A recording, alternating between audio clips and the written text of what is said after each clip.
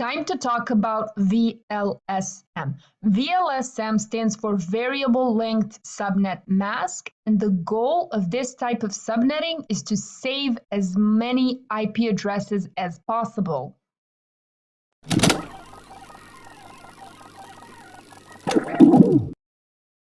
Let's look at the definition.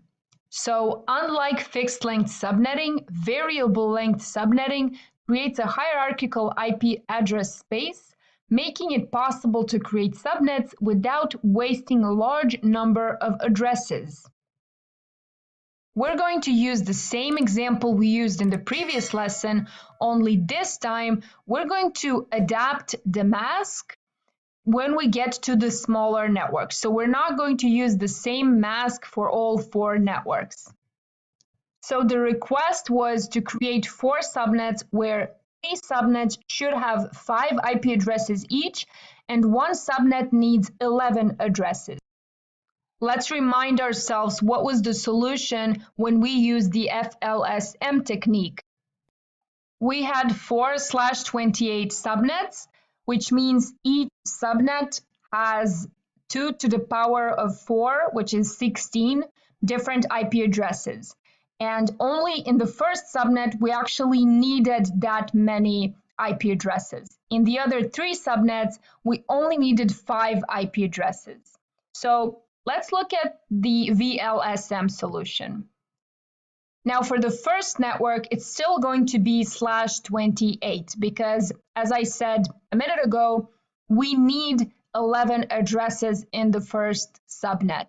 So we're going to use /28 because that gives us 16 different IP addresses. The network ID also remains the same, so it's going to be 192.168.1.0, and the range is also going to go from 1 to 14. .15 is going to be the broadcast IP address. Now let's determine what's going to be the mask for the second subnet. The second subnet, just like the other 2, need only 5 IP addresses. So we can give it /29 because that gives us 3 bits for the host portion, which means we can create 2 to the power of 3, which is 8, different IP addresses for hosts. The network ID is again going to be the next free IP address after the broadcast IP address in the previous subnet. So the broadcast address was 192.168.1.15. So the network ID for the second subnet is going to be 192.168.1.16. The range will be from 117 to 122. Because this time we're only going to use 8 IP addresses. So for the other 2 subnets, it's actually going to be easy because the mask is the same. We only need to calculate the range. So for subnet 3, mask is /29. The network ID is going to be the next free IP address after the broadcast address of 192.168.1.23 from the previous subnet. And the range is going to go from 25 to 30. And then 31 is going to be broadcast for subnet B.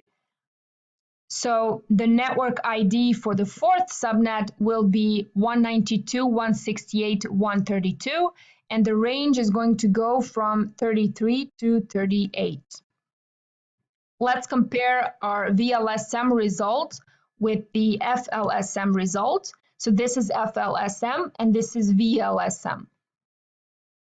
When you look at the last IP address we used in the 4th subnet for FLSM, it was 192.168.1.62. And then the 4th subnet, or the last IP address in the 4th subnet, when we used VLSM, was 192.168.1.38.